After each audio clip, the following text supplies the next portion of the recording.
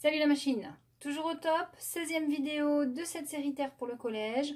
On attaque la structure de la Terre et on va voir dans un premier temps les plaques terrestres, qu'on appelle aussi les plaques tectoniques. Vous êtes prêts? C'est parti!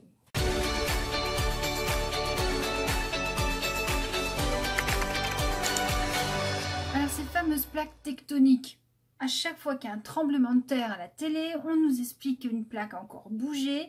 Mais quand on regarde le planisphère, elles sont où ces fichues plaques? Alors, pour les voir, on va utiliser un logiciel qui est téléchargeable gratuitement et qui s'appelle Tectoglobe. Je vous invite à le télécharger, à l'installer chez vous et à l'utiliser. Nous voici donc sur le logiciel Tectoglobe. Pour circuler dans le planisphère, vous pouvez utiliser le bouton décalage qui est en bas de l'écran, ainsi que la réglette de déplacement vertical. Vous pouvez également faire un zoom, et une fois le zoom effectué, vous vous décalez sur la zone qui vous intéresse. Reprenons une vue générale de la planète, recentrons notre planisphère, et posons-nous maintenant des questions. Nous sommes dans le cadre de la vidéo où nous cherchons à comprendre quelles sont ces fameuses plaques terrestres dont tout le monde parle. Quand on regarde notre planisphère, on voit des continents, on voit des océans, et certains reliefs apparaissent bien visibles, comme par exemple sur le continent sud-américain, nous avons ici une chaîne de montagnes qui semble se prolonger sur le continent nord-américain. Nous avons également ici, en Europe-Asie, une grande chaîne de montagnes qui semble faire tout le tour, alors celle-là beaucoup plus grosse que celle-là. Et nous avons dans les océans comme des grandes fractures qui sont bizarrement parallèles au contour des continents. Et nous avons ici quelque chose de très profond, on dirait comme un coup de couteau, une fosse. Et ça s'appelle vraiment une fosse. Alors essayons de voir si ces fractures ont un lien avec l'activité de notre planète. On va faire l'affichage des séismes. Ah, effectivement, sur toutes les chaînes de montagnes, on observe des séismes. Sur cette zone qui semble être très profonde, on voit des séismes également. Et sur ces fameuses fractures parallèles au bord des continents, on trouve également des séismes. Si on zoome et qu'on se décale, on s'aperçoit qu'on a des séismes de profondeur différentes. Dans le codage du logiciel, les séismes représentés par des points noirs sont beaucoup plus profonds que les séismes représentés par les points rouges. Et encore plus profonds que les séismes représentés par les points roses et violets. Voilà ce qu'il en est pour les séismes. Et si nous regardions maintenant les volcans, on va enlever les séismes, on fait afficher les volcans. Ah, il y en a beaucoup moins, c'est moins visible. Zoomons un peu. Nous en avons des volcans. Comme par hasard, aux endroits où on avait des séismes, même dans la mer, sur cette fameuse ligne blanche. Bon, alors, qu'est-ce que ça signifie tout ça? Ici, nous faisions afficher à la fois les séismes et les volcans. Voilà, j'affiche les séismes. Et effectivement, on a bien une superposition des zones à séisme et des zones à volcan. Donc effectivement, qu'est-ce qu'on peut se dire en toute logique? Que c'est fracturé. Si ça bouge, c'est que la roche elle est cassée. Et comme c'est cassé, eh bien, il y a du magma qui sort, puisque je vous rappelle que le magma se trouve dans les profondeurs de la Terre. Et donc, si on dézoome, qu'est-ce qu'on observe finalement? Que fracturé, fracturé, fracturé, fracturé, fracturé, fracturé, fracturé, fracturé, fracturé, fracturé, fracturé, fracturé. Ah bah tiens, là c'est tout fracturé, j'ai un petit morceau. Et là, regardez, fracturé, fracturé, fracturé, là aussi j'ai un morceau. Tiens donc, là aussi j'ai un morceau. Et donc effectivement, la surface de notre planète est découpée en différents morceaux qu'on appelle des plaques. Alors pourquoi on dit plaques tectoniques? La tectonique, c'est l'étude des déformations de la croûte terrestre. Donc, ça veut dire quoi finalement? Que cette croûte terrestre, elle bouge. Bah oui, la tectonique, ça vous dit pas quelque chose? C'est le nom d'une danse aussi. Tectonique, ça veut dire finalement l'étude des mouvements. Donc ici, on a des morceaux. Si on dit qu'elles sont tectoniques, ces plaques, c'est qu'elles bougent. Alors pour le vérifier, on peut faire l'affichage des points GPS. Et voilà, effectivement, regardez. On a fixé des balises sur le sol. on a des satellites qui suivent le déplacement de ces balises. Et effectivement, regardez, en Amérique du Nord, toutes les balises se déplacent de la même façon. En Europe, toutes les balises se déplacent de la même façon. En Afrique, toutes les balises se déplacent de la même façon. Alors on a mis des balises sur les continents. Mais n'oublions pas que le fond des océans est accroché au continent. Nous avons donc ici, par exemple, une plaque constituée à la fois de croûte océanique et de croûte continentale. Et que l'ensemble de cette plaque semble se déplacer. Alors si ça se déplace, il va peut-être y avoir des accidents, comme nous sur les routes, les autoroutes. Donc allons voir un peu de plus près. Par exemple, au niveau du continent sud-américain, nous avons sur le continent des vecteurs GPS qui désignent un déplacement vers le nord. Et nous avons ici des vecteurs GPS qui signalent un déplacement vers l'est. On pourrait donc se dire, bon ben voilà, ici j'ai une plaque qui se déplace vers l'est. Là j'en ai une qui déplace un peu vers, regardez bien, le nord-ouest. Bon bah forcément ici, ça se cogne. Et si on allait voir ce qui se passe en profondeur, on peut faire une coupe. On prend le mode tracé d'une coupe. On va faire une coupe, allez, ici. On fait OK. Et voilà, nous avons une coupe. Alors, vous allez me dire, qu'est-ce que c'est que ça? En vert, c'est le relief.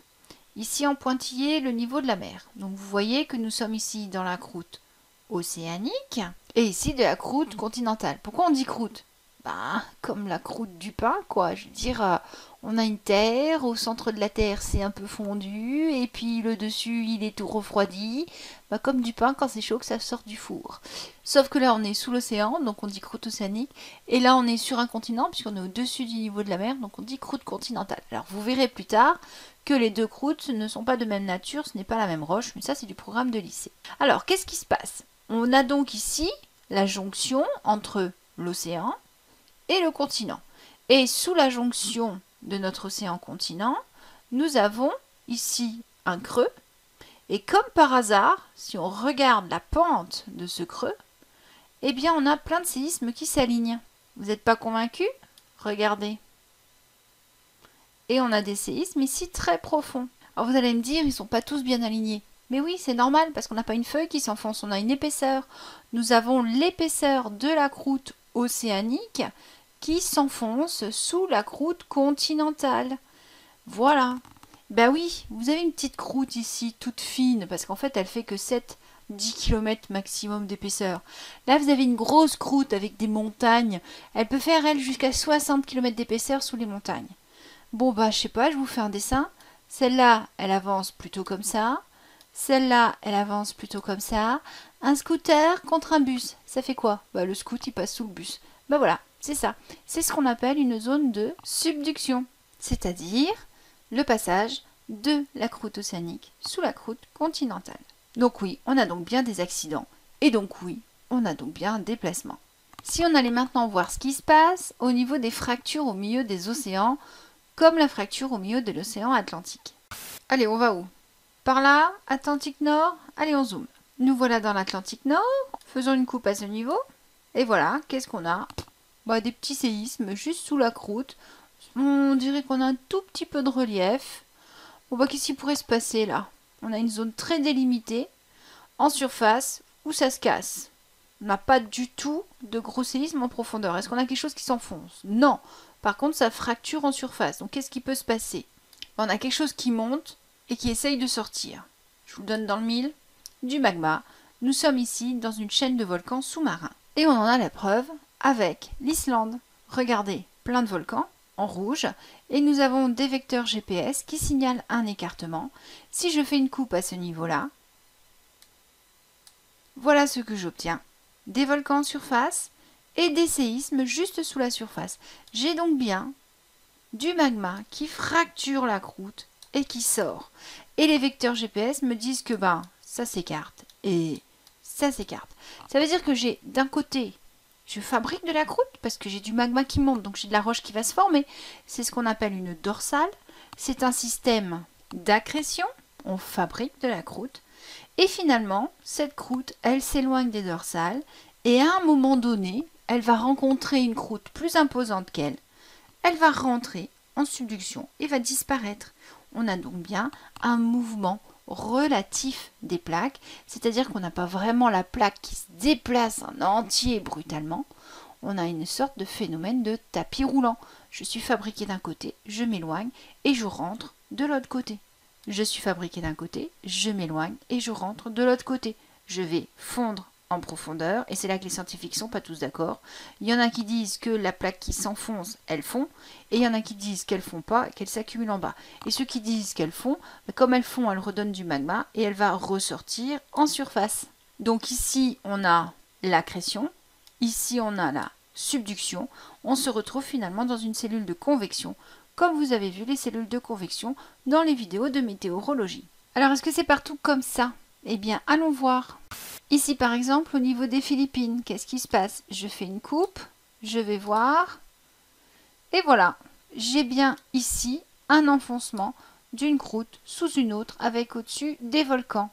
Si je regarde ici, au nord de l'océan Pacifique, j'ai encore une croûte qui s'enfonce avec au-dessus des volcans. Si je regarde ici, au niveau des Philippines, j'ai donc bien une croûte qui s'enfonce avec au-dessus des volcans. Et vous comprenez maintenant pourquoi aux Philippines, il y a tout le temps des tremblements de terre. Bon, on continue? On en fait une autre? Au niveau de la Guadeloupe et de la Martinique, eh bien, qu'est-ce qu'on a? On a aussi quelque chose qui s'enfonce. Alors, c'est un peu plus diffus, mais on a également des volcans. Nous sommes ici dans une zone de subduction avec production de volcans de type explosif.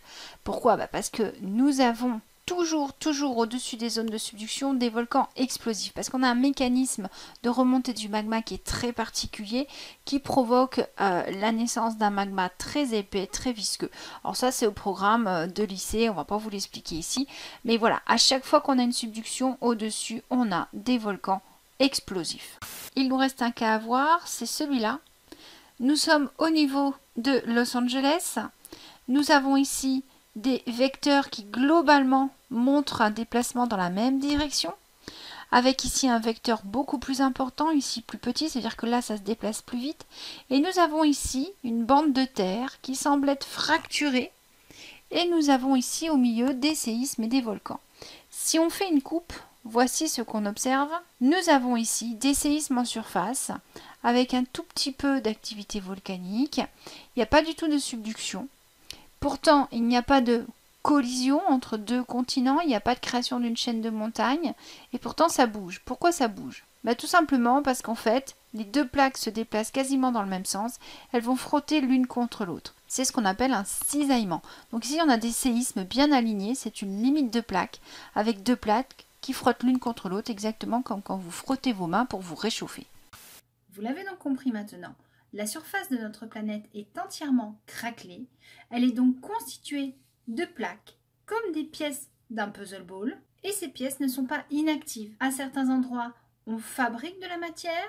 Donc un point qui est positionné sur la plaque va s'éloigner de cette zone de fabrication de matière. On dit donc que les plaques s'écartent. À d'autres endroits, comme ici ou là, les plaques se rapprochent, puisqu'en fait, un point situé sur la plaque, dans le temps, va se rapprocher de cette zone, puisque nous avons ici une zone de subduction. Donc les zones d'écartement sont des zones de lieu de fabrication de roches, on parle d'accrétion. Les zones de disparition des plaques sont des zones de subduction. Et à certains endroits, nous avons des plaques qui frottent l'une contre l'autre, on parle de coulissage. Chaque zone va avoir son relief. Dans les zones de subduction, le relief qui est associé à la disparition d'une plaque, ça va être la fosse océanique, c'est-à-dire le trou laissé par la jonction entre la croûte qui est subduite, c'est-à-dire la croûte qui s'enfonce, et la croûte qui ne s'enfonce pas. Donc ce petit creux ici s'appelle une fosse, et c'est ce qu'on voyait très bien sur le logiciel ici. On avait au niveau de la coloration une zone bleu foncé qui traduisait un enfoncement de la croûte. Vous avez ici la modélisation en 3D de la rencontre entre la plaque nord-américaine et la plaque caraïbe, qui sont à ce niveau deux plaques de constitution océanique, c'est-à-dire que nous avons deux croûtes océaniques qui se rencontrent. Il y en a une qui passe sous l'autre. Alors comment savoir laquelle? Eh bien il faut repérer la fosse océanique, c'est la zone de plongement. Et à cette fosse océanique est toujours associée une série de volcans explosifs qu'on appelle ici un arc volcanique. Et cet arc volcanique Et toujours, du côté de la plaque qui ne s'enfonce pas. Donc la plaque qui s'enfonce, c'est la plaque nord-américaine. Elle passe sous la plaque Caraïbe. Voici la zone d'enfoncement et l'activité volcanique qui en résulte est ici. Pour l'accrétion, le relief associé est une dorsale, c'est-à-dire une chaîne de volcans sous-marins. Si cette zone de fabrication a lieu à l'intérieur d'un continent, on va parler de rift.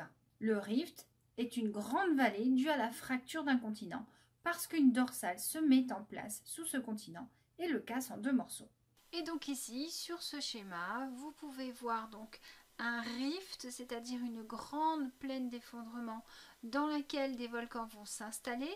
L'ensemble rift, c'est-à-dire plaine plus volcan, va former ce qu'on appelle la dorsale.